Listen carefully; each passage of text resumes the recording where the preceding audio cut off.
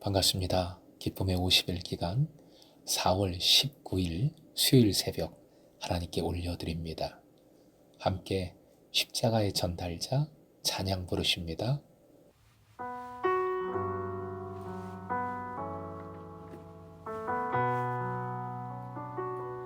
난 지극히 작은 자 죄인 중에 괴수 무익한 날 부르셔서 간절한 기대와 소망 부끄럽지 않게 십자가 전개하셨네. 어디든지 가리라 주 위에 서라면 나는 전하리 그 십자가. 내 몸에 맨 십자가 그 보혈의 향기 온 세상 채울 때까지 살아도 주를 위해 죽어도 주를 위해 사나 죽으나 난 주의 것. 십자가에는요 십자가의 소망 내 안에 주만 사시는 곳.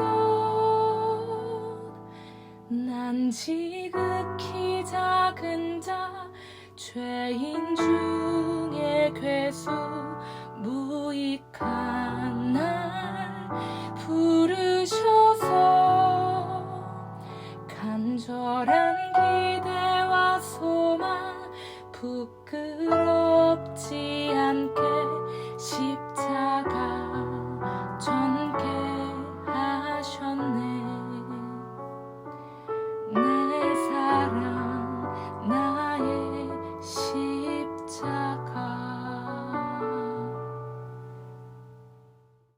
오늘 허락하신 하나님 말씀 로마서 3장 9절에서 18절, 로마서 3장 9절부터 18절까지의 말씀입니다. 함께 읽겠습니다. 그러면 어떠하냐? 우리는 나으냐? 결코 아니라. 유대인이나 헬라인이나 다 죄 아래에 있다고 우리가 이미 선언하였느니라. 기록된 바 의인은 없나니 하나도 없으며 깨닫는 자도 없고 하나님을 찾는 자도 없고 다 치우쳐 함께 무익하게 되고 선을 행하는 자는 없나니 하나도 없도다. 그들의 목구멍은 열린 무덤이요 그 혀로는 속임을 일삼으며 그 입술에는 독사의 독이 있고 그 입에는 저주와 악독이 가득하고 그 발은 피 흘리는데 빠른지라. 파멸과 고생이 그 길에 있어 평강의 길을 알지 못하였고 그들의 눈 앞에 하나님을 두려워함이 없느니라 함과 같으니라. 오늘의 기도 제목, 주님만을 경외함으로 샬롬을 누리게 하소서. 주님만을 경외함으로 샬롬을 누리게 하소서. 본문은 바울 사도와 가상의 대담자 사이에 논쟁, 주고받기식 대화를 마무리 짓고 편지의 수신자인 로마 교회 교우들을 향하는 말씀입니다. 그래서 9절, 우리는 나으냐? 결코 아니라. 즉 유대인과 헬라인이 모두 죄 아래 있는 것처럼 바울 자신도 로마 교회 교우들도 그래서 우리라는 표현을 사용하고 있죠. 다 동일하다 하고 있는 것입니다. 다시 말해 이 죄악된 인간이라는 실존적 조건에 있어서는 바울과 로마 교회 교우들 모두가 하나님의 은혜를 떠나서는 결코 살 수 없는 존재, 죄악의 포로라는 현실에서 다를 바가 없는 존재임을 밝히고 있는 것이지요. 하나님의 은혜로 죄사함을 받았지만 구원은 아직 완성되지 않은 존재, 용서받은 죄인일 따름인 그런 존재임을 말씀은 시사하고 있습니다. 10절 더 강력하게 선포합니다. 의인은 하나도 없습니다. 언약 백성으로서 스스로 의롭다고 생각한 유대인들의 자부심을 완전히 폐기시키는 선포입니다. 하나님의 의에 도달한 자는 전무한 것입니다. 11절부터 12절 바울 사도는 시편의 말씀을 좀 자유롭게 인용하면서 무지하고 악한 이방인들 뿐만 아니라 유대인들의 이중성과 교만도 함께 고발을 합니다. 더 나아가 바울 사도도 예외가 아닙니다. 로마 교회 교우들도 예외가 없지요. 모든 인간이 하나님 앞에서 죄인입니다. 특히 12절 앞에 나오는 치우치다라는 말의 본래 원어적 의미는 어떤 사람이나 물건으로부터 등을 돌리다, 피하다입니다. 사람은 모두가 예외 없이 하나님으로부터 등을 돌린 자들입니다. 13절 역시 시편 인용을 통해 바울 사도는 인간의 전적인 타락과 부패의 근원을 언어 질서의 왜곡과 혼란에서 찾습니다. 타락한 언어의 3대장을 목구멍, 혀, 입술로 표현하고 있습니다. 이 점이 매우 중요합니다. 우리가 살아가면서도 언어의 중요성 얼마나 큰지요? 관계의 파탄은 결국 언어로부터 오지 않습니까? 열린 무덤은 부활의 이미지가 절대 아니지요. 이는 덮여야 마땅한 무덤이 열려 있는 것이므로 부패, 더러움, 악취, 민망스러움을 의미합니다. 결국 열린 무덤은 악독, 탐욕, 음란, 사기 등의 언어를 뜻하는 것이지요. 혀도 공조하면서 기만적인 말들을 퍼부어댑니다. 나아가 그 혀를 감싸는 입술은 숨기는 역할을 합니다. 혀가 뿜어내는 독사의 독을 숨겨주는 것입니다. 그것은 마치 누군가를 죽이고자 은밀하게 숨겨놓은 자객의 살인자의 칼과 같은 것이지요. 이는 사리가 가득한 언어를 암시합니다. 살리는 말이 아니라 죽이는 말들입니다.